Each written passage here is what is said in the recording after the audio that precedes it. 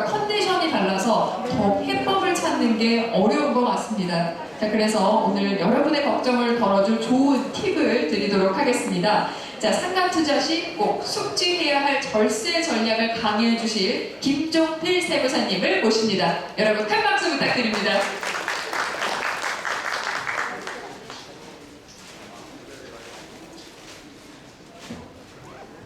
안녕하세요.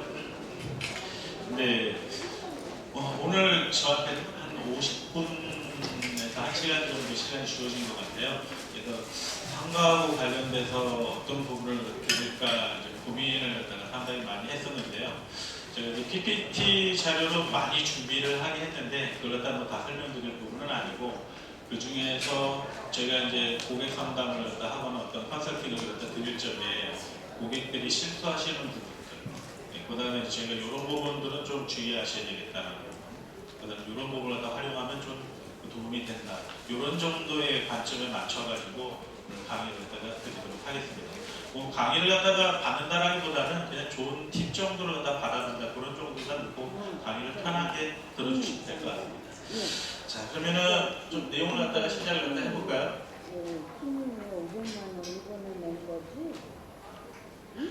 제일 먼저 생각을 해보셔야 될 부분이 상가 지금 대상으로 하는 것, 그 다음에 그거하고 준해서 움직이는 물건들을 다루실 적에는 먼저 내가 어떻게 흐름을 잡을까, 이 고민을 사실은 가장 먼저 하셔야 돼요. 그래서 지금 예를 들어서 직접 오신 분이 투자를 하실 수도 있지만 자녀 명의로 투자를 해주실 수도 있고 아니면 배우자 명의로 투자를 해주실 수도 있고, 그래서 어떤 명의로 해서 투자를 하는 게 나한테 어떤 세금적인 측면, 그 다음에 맨 마지막에 손에 쥐는 어떤 금액의 크기, 이걸 가장 크게 할까, 이런 고민이 사실 여기서 좀 그려줘야 돼요. 그래서 이 세금이라는 거는 크게 결국 사서 보유했다가 처분하고 나가는 그런 부분이고, 처분하지 않는다라고 하게 되면 자녀들한테 넘겨주는 거 또는 배우자한테 넘겨주는 거, 이런 관점이다 보니까 오늘 제가 다룰 내용도 그 내용이라고 보시면 될 것 같아요. 그래서 취득 단계에서 가장 고민을 하셔야 되는 게 누구 명의로 할 거냐, 개인 명의로 갈 거냐, 개인 명의로 간다라고 하게 되면 내 명의로 갈 거냐, 배우자 명의로 갈 거냐, 아니면 자녀하고 섞어서 갈 거냐, 이런 고민들이 좀 시작이 돼야 되고, 그 다음에 꼭 개인이라는 형태를 취할 거냐, 법인이라는 것도 있기 때문에 그 법인 명의를 활용을 하게 되면 세금적인 측면에서 어떤 부분을 받을 수 있을까, 이런 고민들이 사실은 여기서 돼야 되는 부분입니다. 그 다음에 최근에 자금 출처 조사가 상당히 많이 진행되고 있어요. 그러면은 예를 들어서 자금 출처를 충분히 되실 수 있는 분들 입장에서는 그냥 진행을 하시면 되지만, 이걸 만약에 자녀들한테 해주실 생각이 있으셨다, 또는 배우자 명의로 해주고 싶은 마음이 있다 라고 하실 적에는 반드시 자금 출처를 따져보고 진행을 하셔야 됩니다. 그래서 그 얘기도 좀 잠깐 해야 될 것 같고요. 그 다음에 상가 쪽에서 가장 주의하셔야 될 부분 중에 하나가 부가가치세입니다. 이걸 잘 운용을 하시다가 처분을 할 적에 이 부가세 문제를 잘못 언급을 해가지고 손해를 보시는 경우도 종종 보게 됩니다. 그래서 오늘 강의 내용 중에서 부가세 부분도 좀 관심 있게 보셔야 될 것 같고요. 그 다음에 보유 단계 부분에 있어서는 약간씩 언급해 드릴 텐데 그렇게 크게 많은 내용을 언급하지는 않을 것 같고요.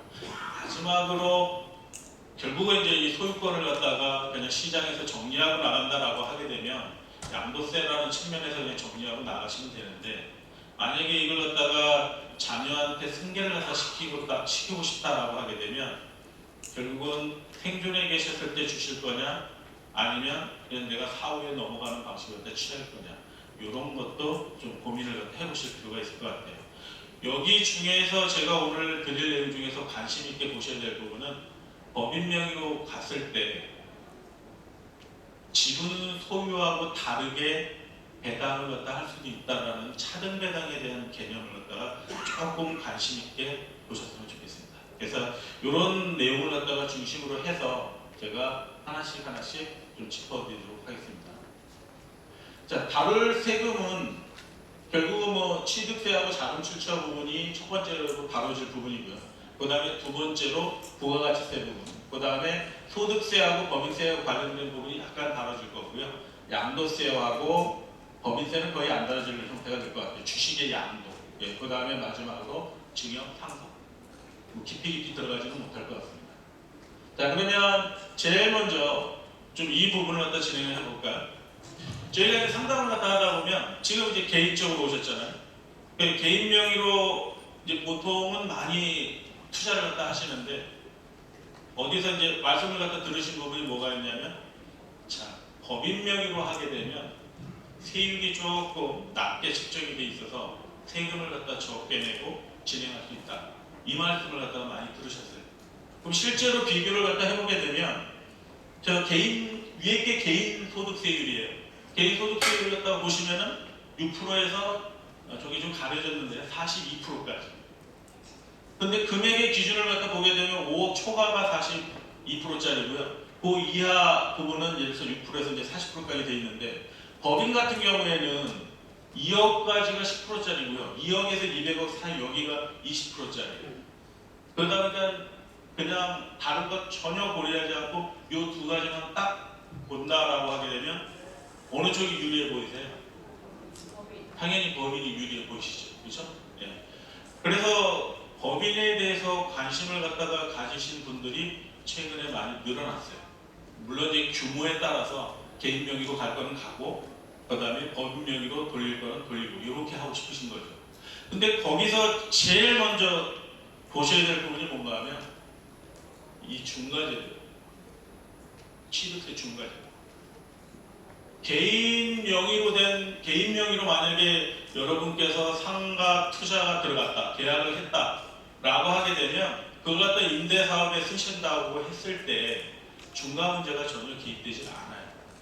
근데 법인 명의로 한다라고 하게 되면 법인을 어떻게 해야 되겠어요? 만드셔야 되겠죠. 그렇죠? 이게 보통 우리가 이제 신설이라는 개념을 갖다가 쓰게 되는데, 신설을 갖다 하게 되면 여기 보통 이제 과밀억제권이라고 이제 표현을 갖다 하는데, 만약에 서울에서 투자를 갖다 하신다, 인천 또는 뭐 경기 이런 서울 과밀억제권역 내에서 투자를 갖다 하신다라고 하게 되면 반드시 점검을 갖다 하셔야 되는 부분이 취득세 중과 부분이에요. 취득세 중과 부분이 왜 고민을 갖다 하셔야 되냐면, 지금 일반적인 개인 투자로 갔을 적에는 상가 매입하셨을 때 나중에 분양대금 다 치르시고 나서 등기를 갖다 할 때 취득세 내시는 거 보게 되면 그 분양금의 기준으로 해서 4.6%를 갖다 부담하시면 돼요. 자, 근데 법인으로 가게 되면 중과가 되지 않으면 개인하고 똑같습니다. 똑같은데 중과가 된다라고 하게 되면 9.4%짜리. 예를 들어서 간단하게 10억짜리를 갖다가 기준으로 해서 본다라고 하게 되면 10억에 4.6%를 갖다 내느냐, 아니면 10억에 9.4%를 내느냐, 이게 달라질 수가 있다는 거죠. 그래서 외관상으로 딱 봤을 때 법인 명의로 취득을 갖다 하게 되면 이거 임대소득에 대해서 낮은 세율로 정리를 갖다 할 수가 있으니까 법인 명의로 취득하는 게 좋겠다. 단순하게 이렇게 생각하실 수가 있는데, 갑자기 신설을 갖다 해서 그걸 갖다가 매입해서 들어오려고 했더니 취득세 부분이 저렇게 9.4% 급격하게 개인보다 훨씬 더 많은 금액을 갖다 내야 되는 그런 문제가 생길 수 있다는 거죠. 그래서 법인을 갖다가 법인 명의로 하기 위해서 신설을 갖다 한다라는 부분은 이 취득세 중과 문제를 갖다가 반드시 검토를 갖다 하셔야 됩니다. 그래서 보통 그전에는 유유법인이라고 해가지고 그 법인은 명의는 이때 법인이 죽어있는 상태, 유유 상태로 있는 상태, 이런 걸 갖다가 매입을 갖다 해가지고 이걸 갖다가 예를 들어서 부동산 물건들을 갖다 매입을 갖다 했었거든요. 그 이유는 뭔가 하면 설립일로부터 5년이 지나면 이런 중과를 갖다 하지 않도록 돼 있었기 때문에 그래요. 근데 그걸 갖다 너무 많이 활용을 갖다 하다 보니까 이제는 유유법인 매입해서 하는 부분에 대해서 문을 닫아버렸어요. 그래서 죽어있는 법인을 갖다가 수분 안 쉬고 그냥 가만히 있는 그런 법인을 갖다 매입해서 이걸 갖다가 해봤자 지금 현재는 중과 규정을 갖다 피해갈 수가 없게끔 되어 있습니다. 그러면은 만약에 법인 명의를 갖다가 신설이 아닌 방법으로 갈 수 있는 부분은 뭐가 있느냐? 살아있는 법인을 갖다가 5년 지난 법인을 갖다 매입을 갖다 해서 그걸 가지고 이런 그 상가 물건을 갖다가 매입을 갖다 한다라고 하게 되면 그거는 취득세 중과 규정을 피해갈 수 있게끔 되어 있습니다. 그래서 만약에 신설이라는 개념을 갖다가 하신다라고 하게 되면 반드시 취득세 중과가 된다라는 걸 갖다 기억을 다 하셔야 되고요. 이 부분을 갖다 피해 가시고자 한다라고 하게 되면 기본적으로 살아있는 법인을 갖다 5년이 지난 법인을 갖다 매입을 해서 그 법인 명의로 취득을 갖다 해줘야 되지만 취득세가 4.6%짜리로 되돌아갈 수 있다. 이 부분을 갖다가 반드시 기억해 주셔야 될 것 같습니다. 이게 수익률에 있어서 상당히 많은 영향을 미치게 됩니다. 자, 그 다음에 중과 규정하고 관련돼서 또 하나 문제가 되는 부분이 우리가 이제 단순 조그만 상가일 수도 있고요. 조금 규모가 큰 상가일 수도 있는데요. 이 상가의 용도를 갖다가 어떻게 쓰느냐에 따라서도 중과 문제가 발생한다고 할 수가 있어요. 예를 들어 가지고 뭐 두 개 층으로 됐다라든지 이런 형식으로 됐을 적에 한 층을 갖다가 법에서 언급하는 사치성 재산의 관점에서 만약에 쓰는 부분을 갖다가 매입하는 경우다. 또는 그 용도로 쓴다라고 하게 되면 그거는 법인이나 개인 이런 거 가리지 않고 중과를 갖다 하도록 되어 있습니다. 근데 그 중과세율이 일반적인 중과세율 아까 앞에서 봤던 9.4%보다 더 높아요. 한 13.4%짜리로 그러다 보니까 예를 들어서 뭐 10억 기준에서 본다라고 하게 되면 13.4%의 세금을 갖다 내야 되는 거죠. 일반적인 4.6%짜리 내야 될 걸 갖다가 그 사치성 재산으로 분류되는 용도로 사용한다고 해서 13.4%의 세금을 갖다 내야 되는 그런 문제가 발생할 수도 있습니다. 그래서 상가 투자, 일반적인 한 층에 대한 상가 투자를 갖다 할 적에는 보통 이 용도로 사용을 안 하기 때문에 상관이 없는데 만약에 두 개 층이나 세 개 층 이런 용도 그런 상가를 갖다 구입하시는 겁니다라고 하게 되면 그 밑에다가 보통의 경우에는 유흥주점이나 이런 형태가 되겠죠. 그런 걸 갖다가 넣는 순간 취득세 문제가 다시 중과 문제로 되돌아온다고 보시면 될 것 같아요. 매입 당시뿐만 아니라 매입으로부터 5년을 갖다 따지도록 되어 있습니다. 그래서 5년 안에 그런 용도로 전환이 되게 되면 이 취득세 13.4%의 과세 문제로 바로 넘어갈 수가 있어요. 그래서 상당히 많은 세금을 갖다 내야 되는 그런 문제가 발생할 수가 있는 거죠. 그래서 기억을 갖다 해주실 부분은 자 법인 명의로 신설 부분 5년 이내에 매입하는 부분 신설에서 5년 이내에 매입하는 부분은 9.4% 중과 문제가 있다. 그 다음에 사치성 재산 용도 보통은 유흥주점이나 이런 술집 이런 부분 용도로 전환이 되게 되면 13.4%의 세금을 갖다 낼 수가 있다. 그래서 유흥주점이나 이런 거는 피해갈 수가 없겠지만 일반적인 법인 명의로 취득해서 5년 이내에 취득해서 문제가 되는 부분은 살아있는 법인을 갖다 매입을 갖다 해서 그 명의로 취득을 갖다 하면 된다. 이런 정도를 갖다가 취득 단계에서 좀 정리를 갖다 해주시면 될 것 같습니다.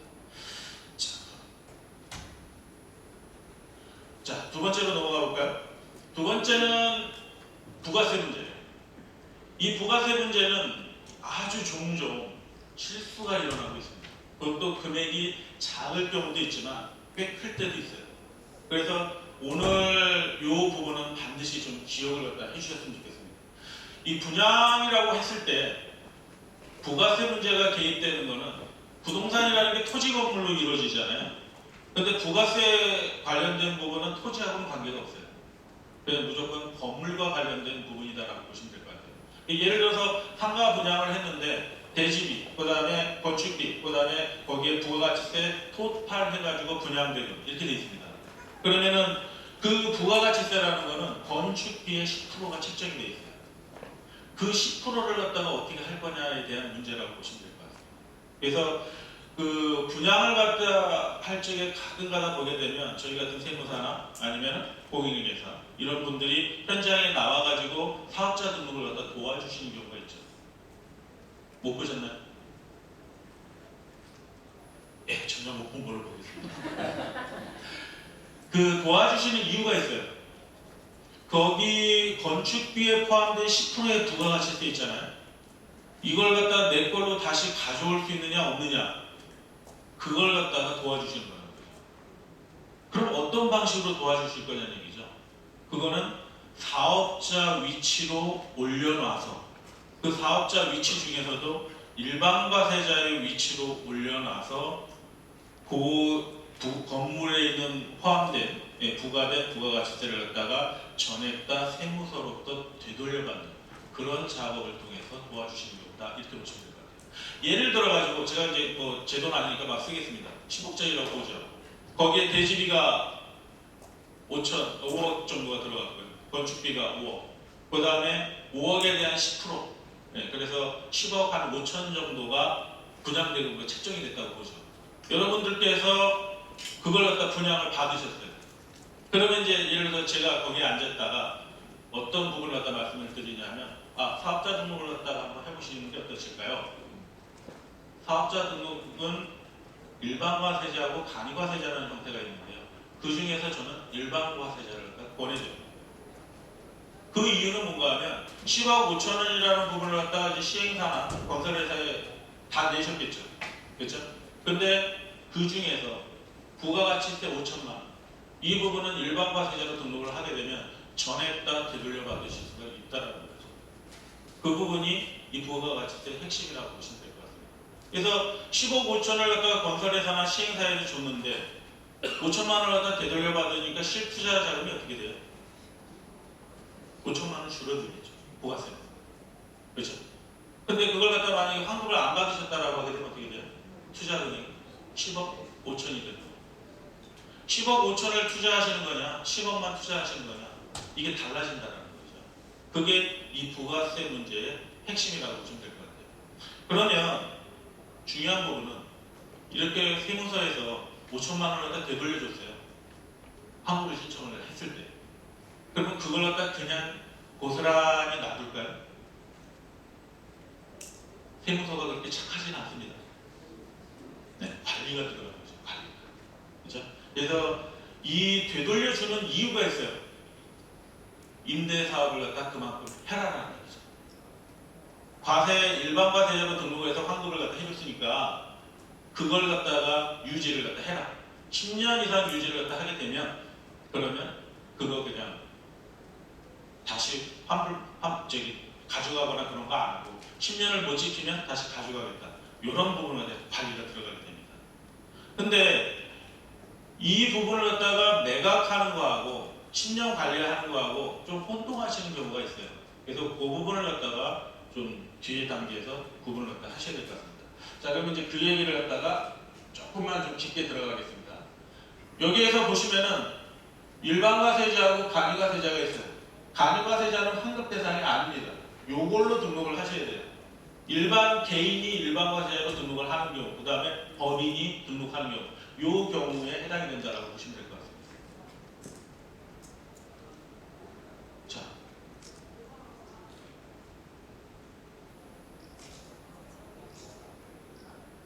자, 여기로 가볼까요? 제가 아까 분양대금이 대지비하고 건축비의 10%로 책정이 되어 있는 거예요. 일반과세자는 조금 아까 말씀드린 것처럼 등록을 갖다 하기 전에 시행사나 건설회사에서 이 대지비하고 관련돼서는 이렇게 쪼개가지고 계약금 1차, 2차 이렇게 낼 때마다 여기에 대해서 계산세 발행해주고 이 부분에 대해서 세금계산서를 갖다 발행해줍니다. 그 세금계산서 발행해준 걸 갖다가 좀 아까 말씀드린 것처럼 일반 과세자로 등록을 해갖고 세무서에 환급을 갖다 신청을 갖다 하는 거예요. 그러면 그때마다 계속해서 요만큼씩을 갖다 되돌려주게 됩니다. 요만큼씩을, 여기 쪼개서 낸 만큼, 쪼개서 낸 만큼씩을 갖다 되돌려주게 돼 있어요. 그 구도가 어떻게 되게 되냐면 이 구도라고 보시면 될 것 같아요. 자, 구체적으로 얘기 들어가게 되면 아까 10억 5천의 분양을 받았어요. 여기 분양이라고 놓겠습니다. 자, 여기 10억 5천을 갖다가 분양회사한테 불입을 했어요. 그러면은 분양회사는 10억은 본인이 갖고 5천만 원을 갖다 여기다 불입을 합니다. 세무서에 납부를 하는 거예요. 그러면 이 사람은 좀 아까 말씀드렸던 개인 일반과세자로 등록을 하든지 아니면 법인 명의로 등록을 하든지 어느 쪽으로 등록하든지 두 가지 종류로 등록을 해가지고 여기다가 5천만 원을 갖다가 환급해달라고 신청을 하는 거예요. 그래서 전액 다 되돌려 받는 거예요. 그러면은 조금 아까 말씀드렸다시피 10억 5천의 분양을 받았는데 5천만 원을 갖다 되돌려 받게 되니까 10억만 투자 그런 형태가 되는 거죠. 근데 10억 5천을 갖다가 투자를 했는데 만약에 사업자 등록을 안 하고 그냥 놔뒀다라고 하게 되면 그러면 10억 5천이 그대로 투자가 되는 그런 형태가 됩니다. 그래서 투자 금액에 바로 영향을 갖다가 미칠 수 있게끔 되어 있어요.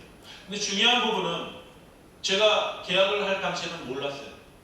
근데 1차 중도금 넣고 2차 중도금 딱 들어가는데 그 얘기를 딱 들었습니다. 그래서 내가 만약에 사업자 등록을 갖다가 계약금 때 못하고 1차 중도금 때도 못하고 2차 중도금 때부터 하면 어떻게 될 거냐. 계약금하고 1차분에 포함되어 있던 부가세는 못 받는 거고요. 그 이후의 것만 환급을 갖다 받으실 수 있다. 이렇게 보시면 됩니다. 자, 근데 아무것도 모르고 다 지나가고 다 잔금까지 다 추가를 했어요. 그러면 어떻게 되냐? 그럼 한 푼도 못 받는 거죠. 그렇죠? 그러면 언제 등록을 갖다가 하시는 게 가장 그 안에 포함되어 있는 부가세를 갖다 전액 다 받으실 수가 있느냐? 분양계약 체결과 동시에 하시면 돼요. 그래서 분양계약 체결을 하시면 20일 이내에 사업자 등록을 하시고 그 다음에 신고 때마다 신청을 갖다 하시게 되면 거기에 포함되는 부가세를 갖다가 계속해서 받으실 수 있다. 이렇게 정리를 하시면 될 것 같습니다. 자,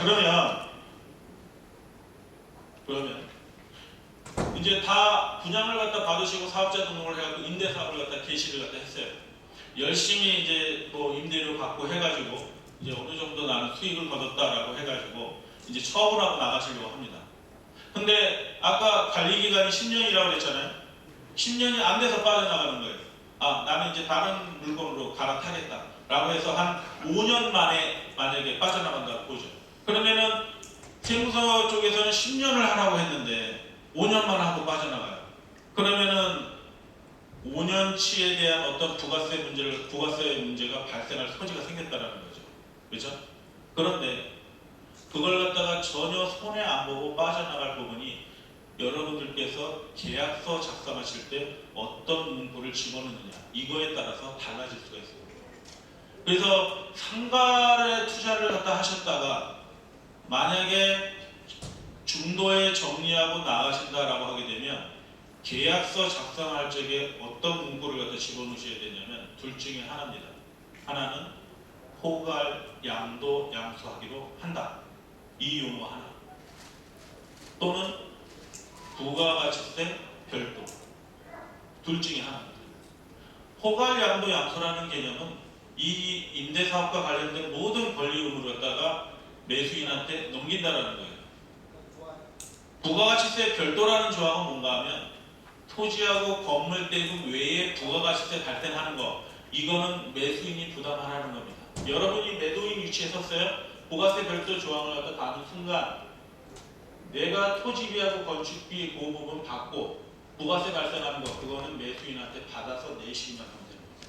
그러면 분양받았을 때 환급받은 그 5천만 원은 어떻게 하느냐? 그거는 그냥 내 주머니에 계속 갖고 있는 거예요.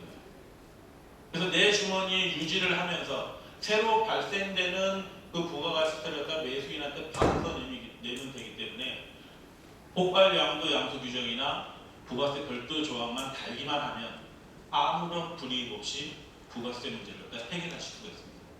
근데 만약에 그 용어를 갖다가 아무것도 안 달았다 라고 하게 되면 문제가 발생합니다.